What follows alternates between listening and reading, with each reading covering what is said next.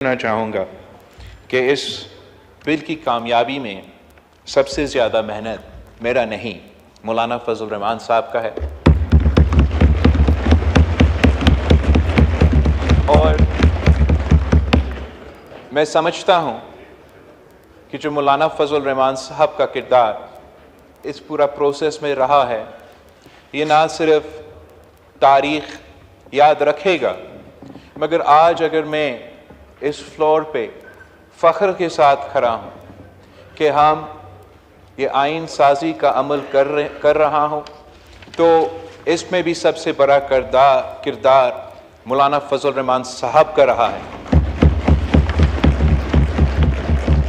और जितना हमारा आपस में इंटरेक्शन रहा है ये पिछले 2 महीने में, इस पे भी मैं कहना चाहूँगा कि अगर पाकिस्तान की सियासत अपना वालिद सदर ज़रदारी के बाद में किसी को मानता हूँ तो वो मौलाना फजल रहमान साहब है।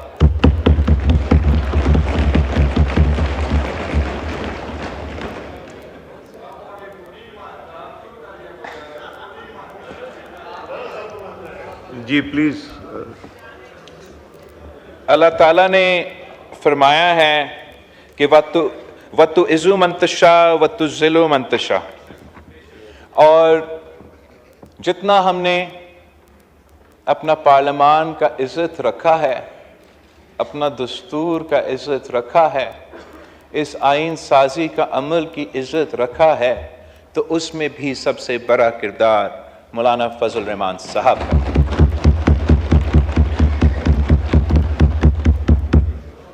जहाँ तक इस आइन साजी की बात है, मैं ये भी कहना चाहूँगा कि जनाब स्पीकर, मेरे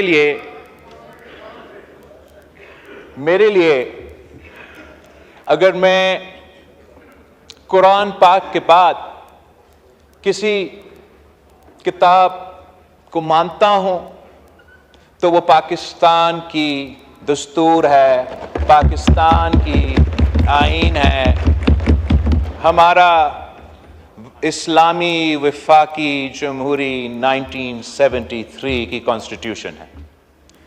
1973 की कॉन्स्टिट्यूशन के वक्त मैं याद दिलवाना चाहूँगा कि उन ज़मानों में भी जमाते उलमा इस्लाम उन बेंचेस पे बैठे थे और पाकिस्तान पीपल्स पार्टी इन बेंचेस पे बैठे थे, और उन ज़मानों में भी सियासी इख्तलाफ था, अरूज पे था। अगर आजकल के सियासतदान, आजकल पाकिस्तान की अवाम समझते हैं कि जो वज़ीर आज़म साहब और आज का कायदे हिज़्ब इख्तलाफ के दरमियान इख्तलाफ, सियासी जो पोलराइजेशन हुआ है, वो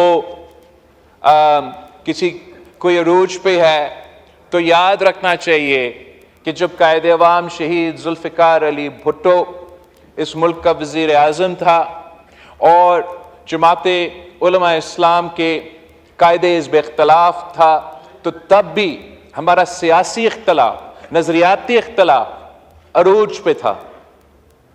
मगर जब पाकिस्तान की बात आती थी, जमहूरियत की बात आती थी, आइन साजी की बात आती थी, तो हम सारे इख्तलाफात भूल के एक मेज़ पे बैठ के इत्तेफाक कायम करके सरजमीन बे आइन को अपना आइन दिलवाया था।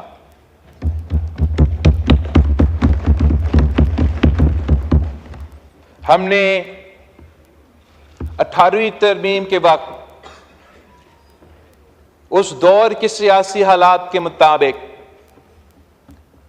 सियासी इत्तेफाक राय पैदा करके, तारीखी आइन साजी करके, जो हमारा आइन में तमाम काले कवानीन थे, आमिर के डले हुए जज साहिबान की इजाज़त के साथ, वो तमाम काले कवानीन को हमने अपना आइन से निकलवा दिए, और तब भी वो तारीखी काम था। आज का दौर का अपना सियासी हालात है, अपना सियासी ग्राउंड रियलिटीज है। जो पॉलिटिकल स्पेस पाकिस्तान की सियासत में आज सियासी जमातों के लिए मौजूद है, जितना आज वो सियासी स्पेस तंग है, उतना 2008 में नहीं था, उतना 1973 में नहीं था। लेकिन सियासतदान के इम्तिहान ही यही होता है कि जितना आपको स्पेस मिलता है, आप उस स्पेस पे कितना खेल सकते हो। और मैं समझता हूं कि मौजूदा सियासी सूरत हाल में जब पॉलिटिकल पोलराइजेशन और पॉलिटिकल पार्टिसनशिप का जो हालात है वो आपके सामने हैं,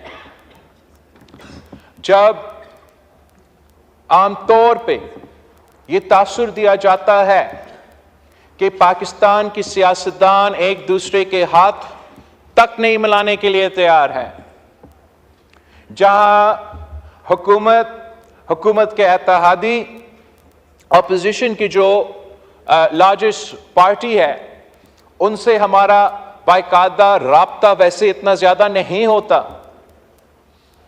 इस हालात में जितना इत्तफाक राय पैदा हो सकता था, मुमकिन था, वो इत्तफाक राय हमने हासिल करके 26 आईनी तरमीम की शक्ल में आज हम इंशाअल्लाह ताला नेशनल असेंबली से पास करने जा रहे हैं। ये बेशक हमारे दोस्त कायदे हिज़्ब इख्तिलाफ और जो अपोजिशन पार्टीज हैं वो इस बिल को वोट नहीं दे रहे, बेशक ना दे, ये भी इनका हक है। मगर मैं समझता हूं कि ये हुकूमती बिल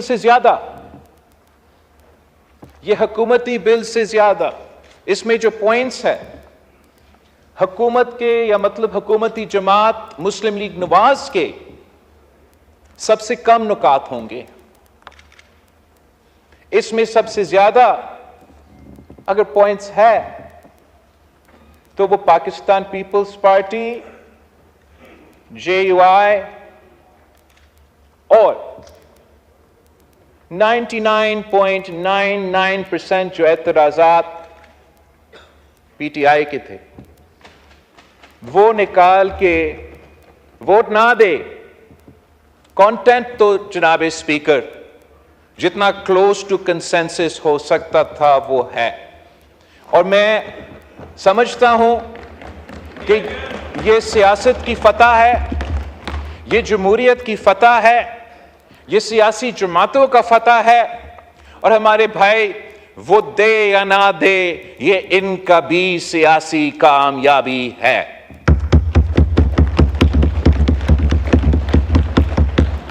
जनाब स्पीकर, मैं पाकिस्तान के अवाम के लिए थोड़ा समझाना चाहूंगा कि हम कितना बड़ा काम करने जा रहे हैं। हम वो काम जो 18वीं तरमीम में हमने पार्लियामान में किया, सदर के इख्तियारात वजीर आजम और पार्लियामान को डिवॉल्व किए गए, वफाक के इख्तियारात वसाइल सूबे के साथ डिवॉल्व किए, शेयर किए गए थे, वैसे ही हम आज जो अदालत में पावर कॉन्सेंट्रेटेड था उसको भी हम डिवॉल्व कर रहे हैं, डिवाइड कर रहे हैं, और इंशाअल्लाह ताला ये साबित होगा कि जैसे 18वीं तरमीम ने हमारे पार्लियामान के लिहाज से, वफाक के लिहाज से, जमहूरियत के लिहाज से, डेवोल्यूशन के लिहाज से इनकलाबी रिफॉर्म्स थे, वो इंशाअल्लाह ताला तारीख साबित कर देगा कि जो काम हम आज करने जा रहे हैं ये भी तारीखी काम है।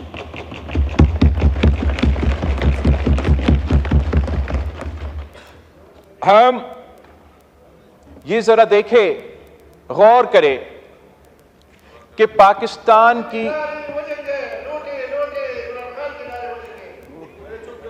जी प्लीज जहां तक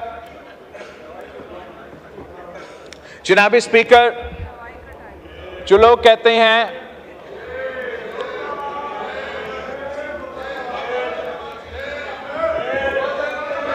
जी चेयरमैन साहब, जी order in the house, order in the house, please तशरीफ रखें।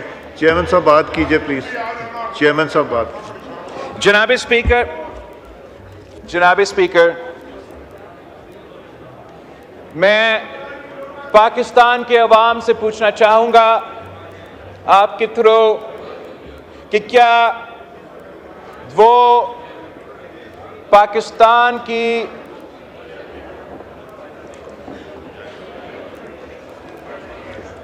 आप ऑर्डर रिस्टोर करेंगे तो मैं बोलूंगा mister speaker. Ji kindly please order in the house, ये ट्रेजरी साइड से ज्यादा आवाजें आ रही हैं। जनाब स्पीकर, मैं पाकिस्तान के अवाम से पूछना चाहूंगा कि क्या वो पाकिस्तान के निज़ाम अदल से, पाकिस्तान की इंसाफ के निज़ाम से मुतमिन हैं या नहीं।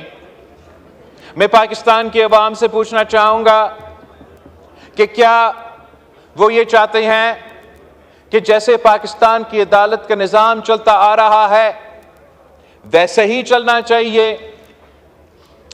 मैं पूछता हूं कि क्या हम भूल चुके हैं कि पाकिस्तान की अदालत की तारीख क्या है।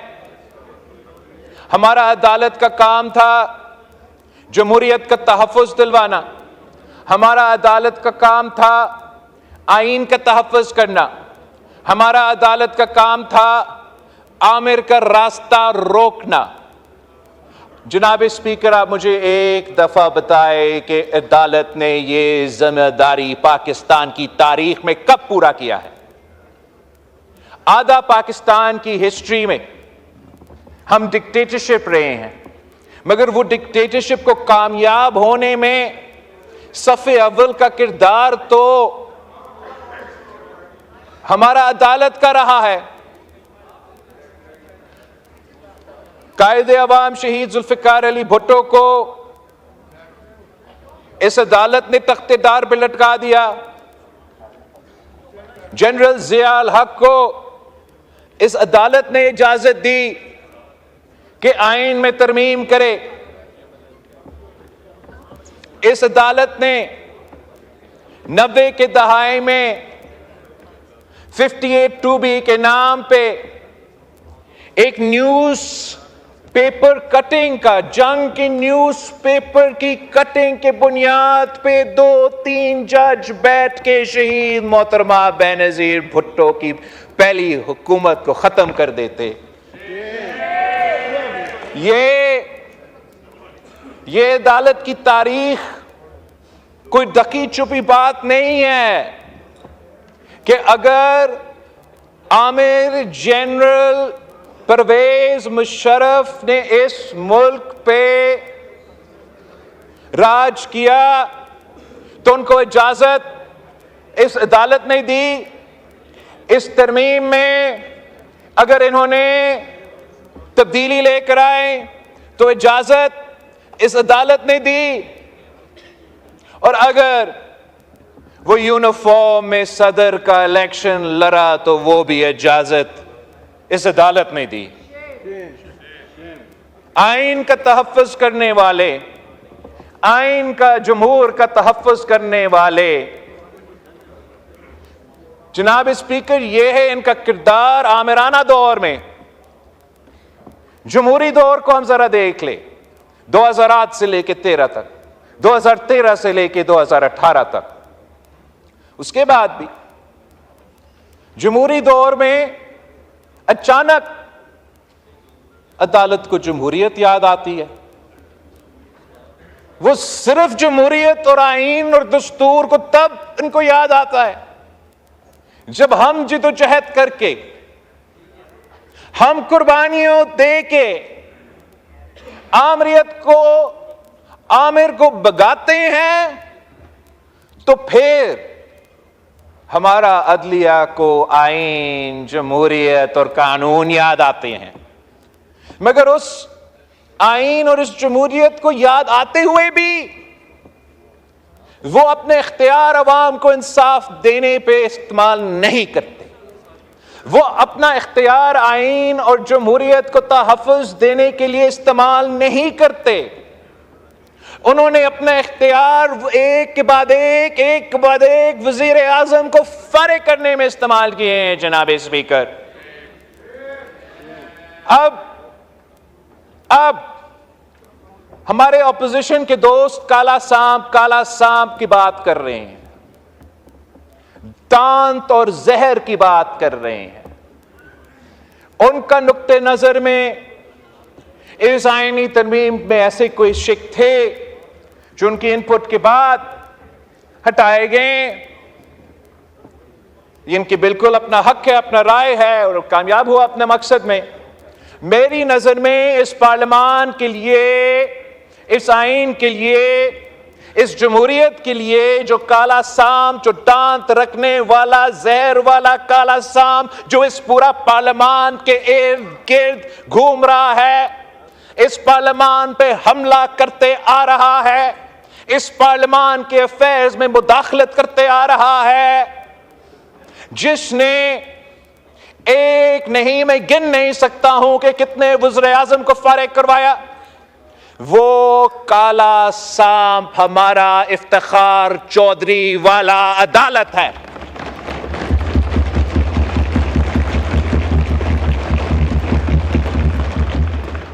ये क्या बात हुई कि आप हमारा वज़ीर आज़म को तख्तेदार पे लटका दे?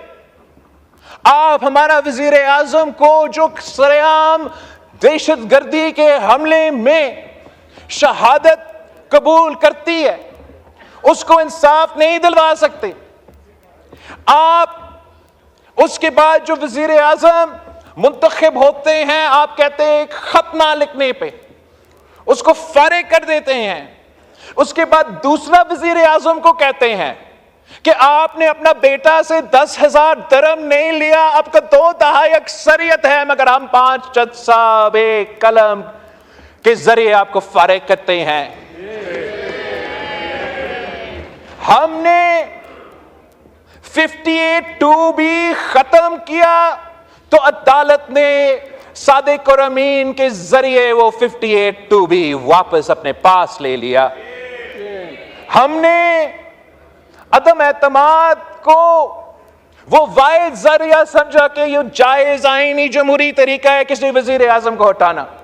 तारीख में पहली बार हम वो हमारा अपना इख्तियार इस्तेमाल करते हैं और अदालत एक गैर आईनी 63A के फैसला के थ्रू हमसे वो इख्तियार छीनते हैं, अदम एतमाद का शर्त को डिसफंक्शनल बना देते हैं। तो इसका मतलब क्या कि फौजी जनरल को इजाजत वजीर आजम को हटाना, काला कोट पहनने वाला को इजाजत वजीर आजम को हटाना, मगर इस हाउस के नुमाइंदे जो पाकिस्तान के अवाम के मुंतखब नुमाइंदे हैं उनके पास ये इख्तियार नहीं, उनका वोट गिना नहीं जाएगा, वो नाअहल होगा। ये किस किस्म का मजाक था जनाब स्पीकर? ये क्या चाह रहे थे कि हम अपने हाथ पे हाथ बैठ के ये तमाशा, ये मजाक देखते रहते? हम पे फर्ज था, हमारा ये जिम्मेदारी था बेहैसियत सियासतदान, बेहैसियत पार्लियामान के मेंबरान, कि हम अपना हाउस का, पार्लियामान का अथॉरिटी असर्ट करते और वो जो गैर जमहूरी अमल था जुडिशल रिफॉर्म्स के थ्रू उसको टेस्ट करने की कोशिश की। और हमारा जुडिशल रिफॉर्म्स के 2-3 ही कंपोनेंट्स है जनाब स्पीकर। एक है कॉन्स्टिट्यूशनल कोर्ट, आईनी अदालत, वफाकी आईनी अदालत। इस पे जनाब स्पीकर बहुत ही तंकीद हुआ, तो मैं चाहूंगा कि मैं इसको एक तारीखी कॉन्टेक्स्ट में इस पॉइंट को जरूर आपके सामने रखूं कि ये आईनी अदालत का कॉन्सेप्ट कहां से आया। कायद आजम मोहम्मद अली जिन्ना साहब ने गोल मेज कॉन्फ्रेंस में पहले ये तजवीज़ दी। कायदे आज़म मोहम्मद अली जिन्ना को यह मौका नहीं मिला कि इस मुल्क को वो अपने हाथों से आइन देता। हमें जो उसका 10 साल पहले, इस मुल्क का बनने के 10 साल पहले जो ख्याल था वो ये कि किसी एक अदालत में इतना इख्तियार इकट्ठा नहीं होना चाहिए और अलग अलग अदालत होना चाहिए, सिविल, क्रिमिनल और नॉर्मल मैटर्स के लिए, और अलग अदालत होना चाहिए आईनी मैटर्स के लिए, वफाकी मैटर्स के लिए। कायदे आज़म मोहम्मद अली जिन्ना ने यह बीज बोया, यह सोच रखा।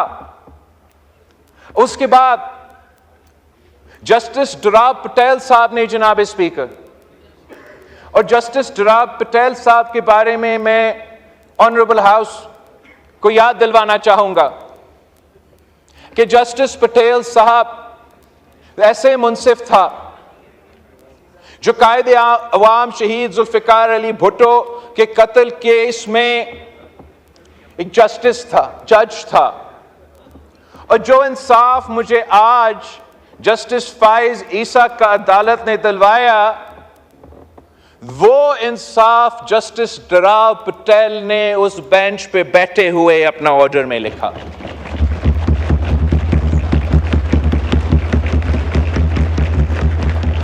और जस्टिस डुराब पटेल को, जनाब स्पीकर, पाकिस्तान का चीफ जस्टिस बनना था। उसके दरमियान में जनरल जिया उल हक का पीसीओ था। अगर जस्टिस डुराब पटेल का अपना कुर्सी का फिक्र होता,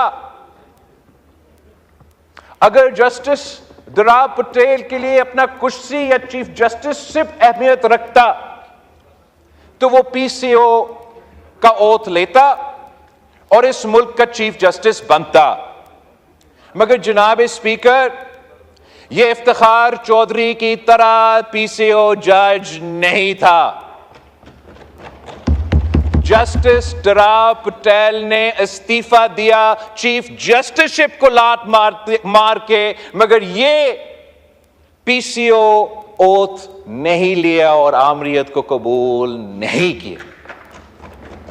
ये होता है असल, ये असल रोल है हमारा अदालत का, हमारा मुंसिफ का। और वही जस्टिस डुराब पटेल ने फिर इसके बाद HRCP का बुनियाद रखा। उसका बुनियाद रखते हुए जस्टिस पटेल साहब ने अपना एक्सपीरियंस से जो सीखा, उसके नतीजे में यह तजवीज दी कि पाकिस्तान में एक आईनी अदालत होना चाहिए जहां तमाम सूबों का बराबरी की नुमाइंदगी हो। उसी सोच को आगे लेके चलते हुए हमने 2006 में आपस में यह तय किया, शहीद मोहतरमा बेनज़ीर भुट्टो ने, मियां मोहम्मद नवाज शरीफ साहब ने, फिर APDM के प्लेटफॉर्म में तमाम सियासी जमातें जो उस तरफ बैठे हैं, चाहे वो PTI हो, चाहे वो हमारा मौलाना फजल रहमान साहब हो, तमाम जमातें, अगर ARD के हिस्से नहीं थे तो APDM के हिस्से तो थे। और APDM में भी चार्टर ऑफ डेमोक्रेसी पेश हुआ और उनके तमाम मेंबर्स ने उस वक्त उस डॉक्यूमेंट का हमायत किया। मतलब 2006 में हम दोनों में ने और पाकिस्तान के तमाम जमहूरी सियासी जमातों ने भी आईनी अदालत के हक में फैसला दिया। कहानी वहां भी रुकता नहीं सही। उसके बाद भी 2008 से लेकर 13 तक हमने तमाम कोशिश की। जो 19वीं तरमीम की कहानी है वो तारीख का हिस्सा है। हम सब जानते हैं कि ये जो अदालत हमारे साथ बैठा है वो काला सांप बन के हमारा 18वीं तरमीम की इर्द गिर्द घूम रहे थे।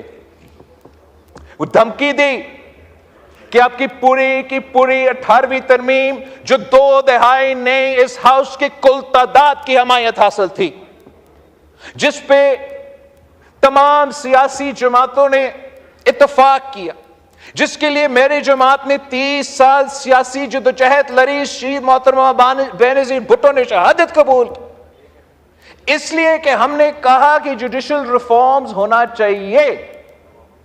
जमहूरियत का champion chief justice Iftikhar Chaudhry ने कहा कि मैं अपना आपका पूरा 18वीं तरमीम को बाहर फेंक दूंगा, और इनके ब्लैकमेल में आके इस हाउस ने 19वीं तरमीम पास कर दी और जुडिशल रिफॉर्म्स का रास्ता तब रुक किया। 2013 में पाकिस्तान पीपल्स पार्टी के मंशूर में आईनी अदालत बनाने का वादा, 2022 में लाहौर में आसमा जहांगीर कॉन्फ्रेंस हुआ, जिसका ओपनिंग और क्लोजिंग एक मैंने किया, एक जस्टिस फायज ईसा साहब ने किया। उसी कॉन्फ्रेंस में आईनी अदालत की हमायत किया, और क्यों हमायत की? ताकि पाकिस्तान का अथॉरिटेरियन अदालत का वाहिद हल उस सिविल सोसाइटी का बैठक ने यह समझा कि आईनी वफाकी अदालत है। और अगर उन्होंने उस कॉन्फ्रेंस में कहा, रजा रबानी साहब ने कहा कि अगर आईनी अदालत नहीं तो कम से कम हमें आईनी बेंच दे दे। 2023 अगस्त जनाब स्पीकर, सिविल सोसाइटी का कॉन्फ्रेंस होता है, तमाम स्टेक होल्डर्स को बशमूल सियासी जमातों, पाकिस्तान पीपल्स पार्टी का सेनेटर बाबर और इनका पीटीआई का सेनेटर भी उसी बैठक में मौजूद थे। वो डॉक्यूमेंट आज भी चार्टर ऑफ डेमोक्रेसी 2.0 का नाम पे मौजूद है। उसमें भी उनका पहला मुतालबा है कि चार्टर ऑफ डेमोक्रेसी का अंदरूनी मिशन पूरा करो, वफाकी आईनी अदालत बनाओ। 2024 में मेरे पीपल्स पार्टी का मंशूर का हिस्सा है। अब मैं पूछता हूं कि यह नई बात है जनाब स्पीकर, हमने जल्दबाजी की, हमें अभी यह पॉइंट याद आया? नहीं जनाब स्पीकर, यह जद्दोजहद, यह सोच कायदे आजम मोहम्मद अली जिन्ना से लेके आज तक ये डिबेट रहा है। इंशाअल्लाह ताला हम वो मिशन पूरा करने जा रहे हैं। ये पाकिस्तान की अदालत में हम वो डेवोल्यूशन, वो डिवीजन ऑफ पावर कर रहे हैं, जिससे ना सिर्फ पाकिस्तान की आम आदमी को फौरी और जल्दी इंसाफ मिलेगा, मगर जनाब स्पीकर, सियासत, politics is the art of the possible. सियासत में जिद नहीं हो सकता। अगर हम अपने जिद पे कायम रहेंगे तो कामयाबी मुश्किल होगा। तो जब आईनी अदालत पे इतना तंकीद हुआ तो पाकिस्तान पीपल्स पार्टी ने, हमारे दोस्त जो अपोजिशन में बैठे हैं, मौलाना फजल रहमान साहब का मुतालबा, पीटीआई का मुतालबा मानते हुए आईनी अदालत को छोड़ दिए और हम आईनी बेंच बनाने जा रहे हैं। जनाब स्पीकर, जैसे विलियम शेक्सपियर ने कहा कि rose by any other name is still a rose. तो चाहे वो आईनी अदालत हो या आईनी बेंच हो, पाकिस्तान की अवाम का काम होने जा रहे हैं। इससे बड़ा काम मैं समझता हूं जनाब स्पीकर वो ये कि हम अपना वफाकी अदालत को बराबरी का नुमाइंदगी दे रहे हैं तमाम सूबे को, और ये बहुत बड़ा अचीवमेंट है। हमने जब 1973 की आइन बनाया तो तब हमने चारों सूबों कायम की। चारों सूबों कायम करते हुए हमने नेशनल असेंबली के साथ साथ सेनेट ऑफ पाकिस्तान बनाया, जो कि हमारा वफाक का नुमाइंदगी करता है और बराबरी की बुनियाद पे करता है। मगर हमने ये काम अब अपना अदालत में भी कर दिया। जब हमने सेनेट ऑफ पाकिस्तान बनाया तो तब किसी ने ये नहीं कहा कि आप पार्लियामान के ऊपर पार्लियामान बना रहे हो, किसी ने ये नहीं कहा कि आप पार्लियामान को, नेशनल असेंबली को अंडरमाइन कर रहे हो, बेइख्तियार बना रहे हो। सब मान चुके हैं कि इस कदम से हमने अपना वफाक को मजबूत बनाया है, और इंशाअल्लाह ताला वैसे ही बराबरी के बुनियाद पे जो वफाकी अदालत बनेगा, वफाकी बेंच बनेगा, वो पाकिस्तान का चारों सूबों की जो काम हमने सेनेट में किया, पार्लियामान में किया, वो काम हम इंशाअल्लाह ताला अपने अदालत में करने जा रहे हैं। इसके साथ साथ जनाब स्पीकर, जो जुडिशल रिफॉर्म से सबसे बड़ा कामयाबी है वो ये कि जुडिशल अपॉइंटमेंट के प्रोसेस पे हमने पाकिस्तान का पार्लियामान, पाकिस्तान के अवाम की नुमाइंदगी का रोल वापस दिलवा दिया गया है। जनाब स्पीकर, पूरी दुनिया में ऐसे मिसाल नहीं मिलता, पूरी दुनिया में ऐसे मिसाल नहीं मिलता कि जज को लगाए और जज को हटाए। ये तो होता नहीं है। लेकिन यहां उल्टा हमें कहते हैं कि ये सियासतदान कौन होते हैं, कौन? हम मुंतखब नुमाइंदे हैं, पाकिस्तान के नुमाइंदे हैं, ये हमारा काम है।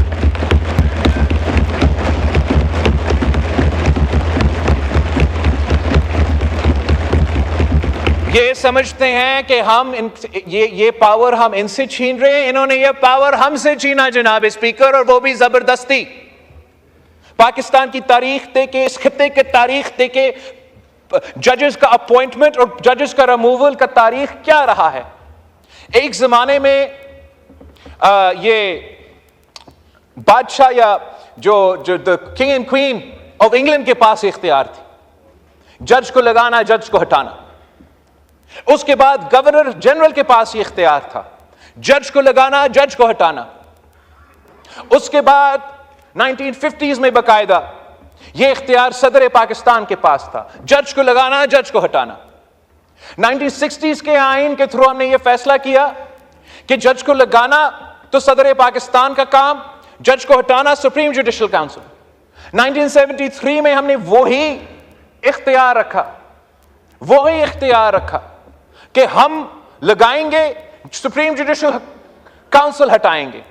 ये इख्तियार चलता रहा। किसी ने जनरल ज़ियाउल हक को नहीं रोका कि आप आमिर हो, आप कौन होते हो जज लगाने के लिए। किसी ने किसी और को नहीं रोका। जनाब स्पीकर, आपको पता है कि पहली दफा यह इख्तियार वजीर आजम से छीन के चीफ जस्टिस के पास कब गया था? ये 1996 की बात है। शहीद मोहतरमा बेनज़ीर भुट्टो इस मुल्क की वजीर आजम थी और यह बर्दाश्त नहीं हो रहा था कि शहीद मोहतरमा बेनज़ीर भुट्टो इस मुल्क की जज अपॉइंट करेगी। खुदा ना खास्ता खातून वजीर आजम अगर अपॉइंट करेगी तो खातून जज अपॉइंट करेगी, हमारा पूरा निजाम तबाह हो जाएगा। तो अल जहाद केस के थ्रू इन्होंने ये इख्तियार वजीर आजम से चोरी करके अपने जेब में रखा। जनाब स्पीकर, कहते हैं इनका इख्तियार है। इनसे पूछे कि जनरल मुशर्रफ के दौर में जब एक आमिर जज लगा रहा था, किसी ने उसका रास्ता रोका?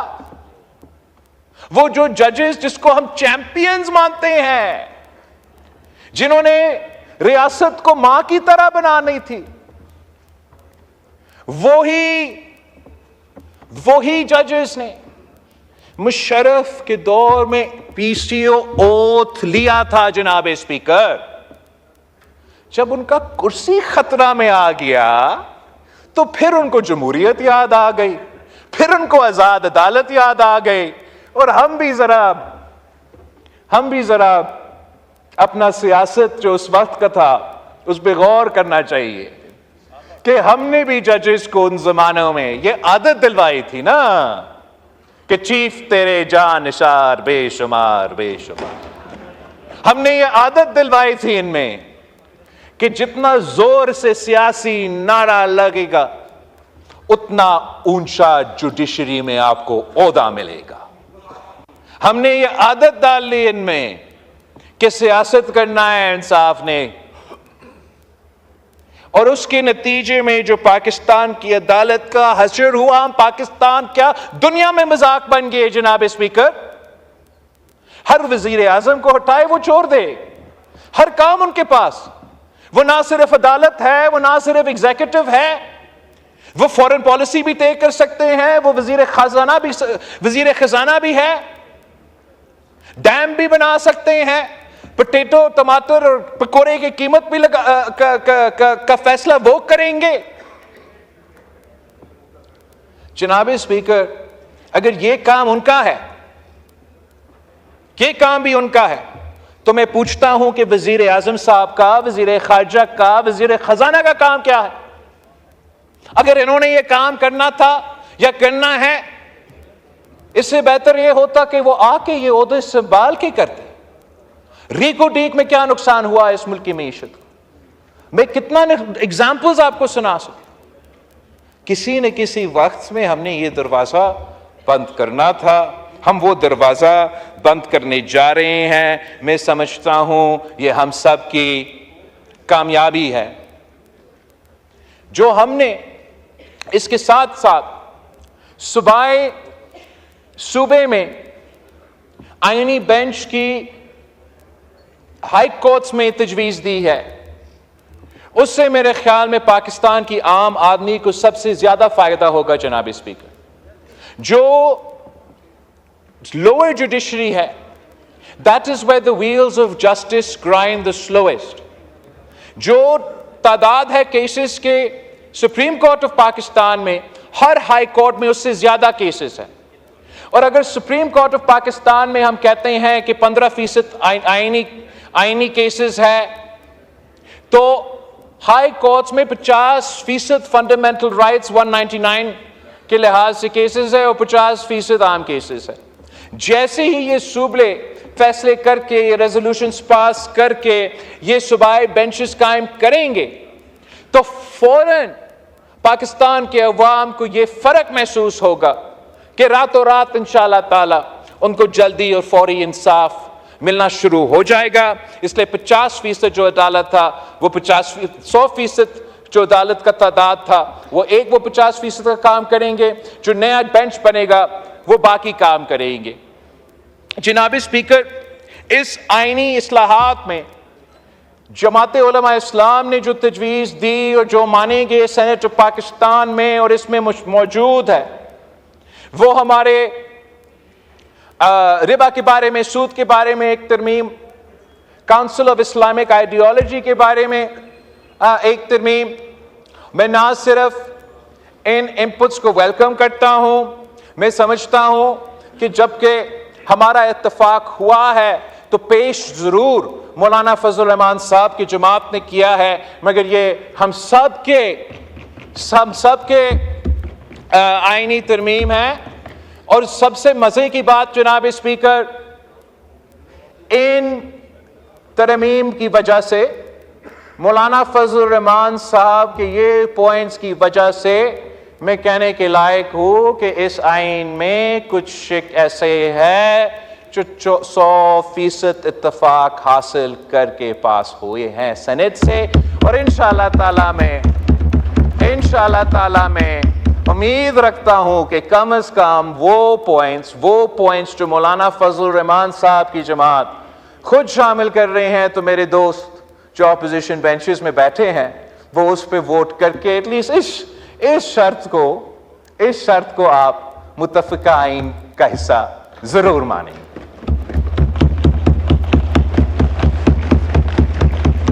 जनाब स्पीकर, आईनी तरमीम होने जा रहा है और इसमें जो एक इनकलाबी काम है, मगर इसको शायद आम तौर पे देखा जा रहा है, वो वही मौसमी तब्दीली के हवाले से जो हमारा वज़ीर कानून ने जिक्र किया। मौसमी तब्दीली पाकिस्तान के लिए जिंदगी मौत का मसला है। मौसमी तब्दीली की वजह से पाकिस्तान की मईशत को नुकसान हो रहा है। मौसमी तब्दीली ग्लोबल एजेंडा है, चाहे वो सैलाब हो, चाहे वो ड्राउट हो, वो सब आपके सामने हैं। और जब आप एक वफाकी बेंच बनाने जा रहे हैं जो वफाकी डिस्प्यूट्स भी देखेंगे, तो ये उनको मौका मिलेगा कि पाकिस्तान के अवाम का जो एनवायरमेंटल राइट्स है उनको ना सिर्फ तहफ़्फ़ुज़ फराहम करे, मगर जनाब स्पीकर, इसमें हमारे जो पानी के मसले हैं, पानी का किल्लत का मसला है, पानी को हर किसी को पहुंचने का मसला है, इसी तरीके से तमाम मौसमी तब्दीली के हवाले से जो पाकिस्तान के अवाम का हक है, हम ना सिर्फ उनको रिकग्नाइज कर रहे हैं मगर उम्मीद कर रहे हैं कि हमारा नया बनने वाला आईनी बेंच इस आईनी हक को, इस ह्यूमन राइट को ना सिर्फ तहफ़्फ़ुज़ दिलवाएगा मगर नया जूरिस्प्रूडेंस इंट्रोड्यूस करेगा, जिसके नतीजे में हम साउथ में एशिया में इस नया लीगल कॉन्सेप्ट को, इस नया लीगल प्रेसिडेंट को पाकिस्तान की जुडिशरी के थ्रू हम ये एड्रेस करने जा रहे हैं। जनाब स्पीकर, इस पूरा प्रोसेस में जो मेहनत तमाम सियासी पार्टियों ने की, मैं उसका शुक्रगुजार हूँ। मैं वज़ीर आज़म साहब मियाँ मोहम्मद नवाज शरीफ साहब का ख़ुसूसी तौर पे शुक्रगुजार हूँ।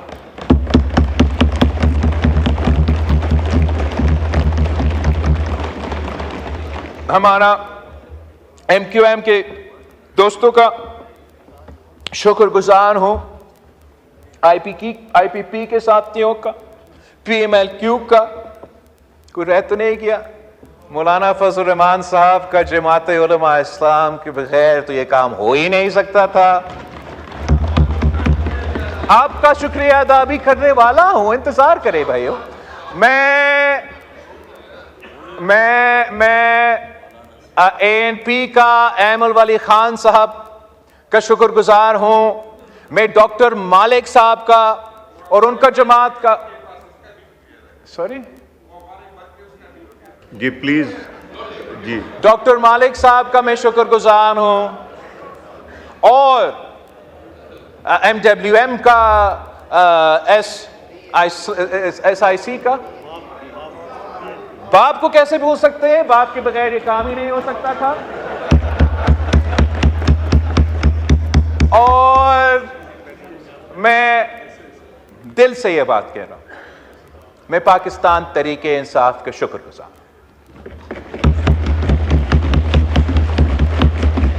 हम आपकी सियासी मुश्किलात का एहसास करते हैं। जितना आपकी बस में सियासी स्पेस था, जितना आपके पास वो स्पेस अवेलेबल था इस प्रोसेस का हिस्सा बनने का, उतना आप इस प्रोसेस के हिस्से थे।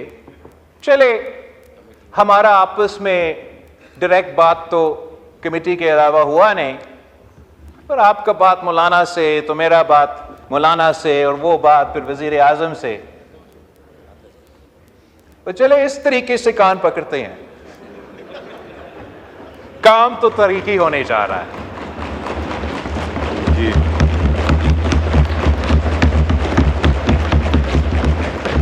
और इस तारीखी काम में आपका किरदार है।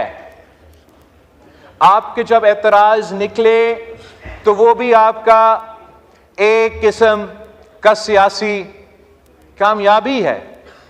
काश काश काश आप अपने ही सियासी कामयाबियों को शिकस्त की तरह पेश नहीं करते। अगर आप इसमें हिस्सा डालते, अपना तरमीम लेकर आते, अपना वोट करते, इससे बेहतर होता। जितना मुमकिन था वो हमने करके दिखाया।